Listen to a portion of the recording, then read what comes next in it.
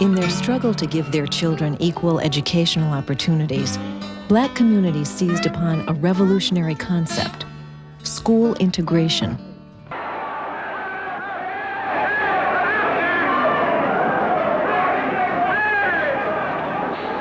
As the school year began in his second term, Eisenhower faced the gravest domestic crisis of his presidency.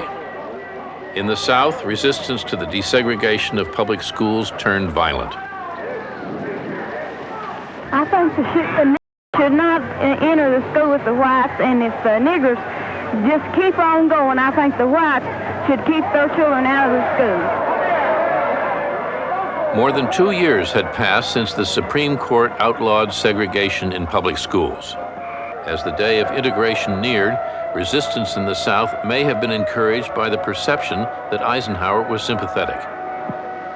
If ever there is a time when we must be patient without being complacent, when we must be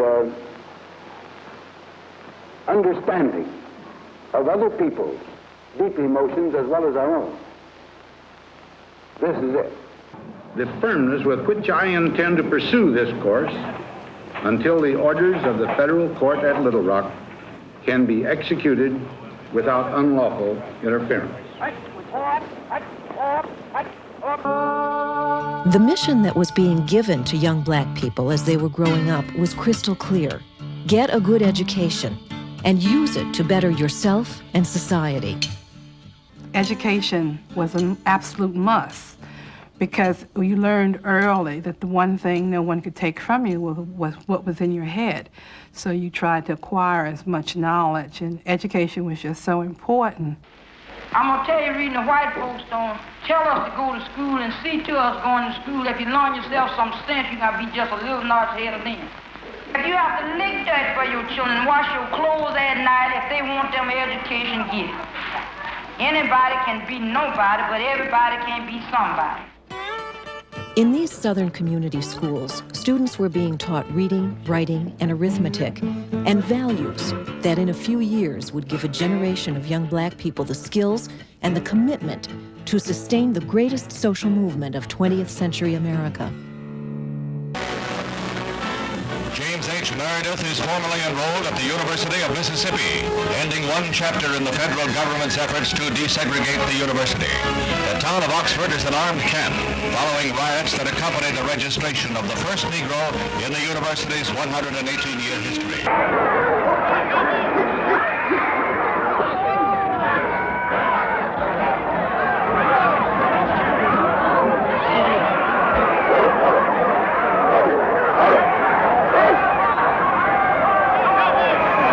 It was very obvious to us that what we had was not equal.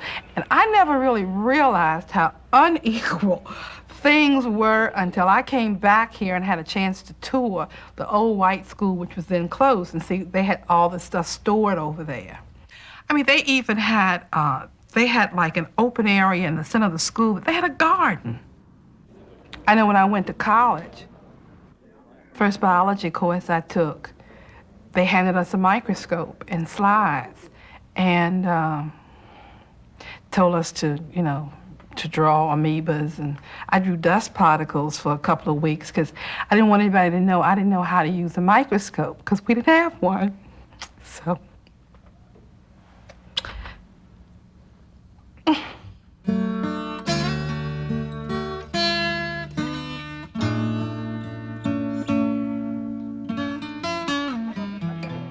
Black schools and white schools were separate and supposed to be equal, but everyone knew they were not.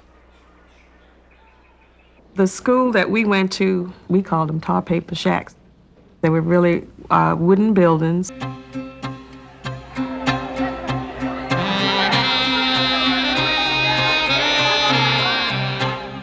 It was white resistance to a Supreme Court ruling, to the law of the land, to what Black people saw as the surest path to equality, that inspired the Southern Black community, and especially young Black people, to fight back. You just don't understand the connection that we have with the colored people. In other words, We work with them, and they work with us. And we're not going to take him and push him off somewhere just because we could do it. The idea was that you must go to the white man, it was the statement, to get everything you need. He controls everything, and if you fight him, he's going to fight back, and he's going to hurt you, and he's going to win. Had we been your friends for years? Yes, sir. Sure. Had we worked more of them than anybody in this country? Yes, sir. Sure have. Right.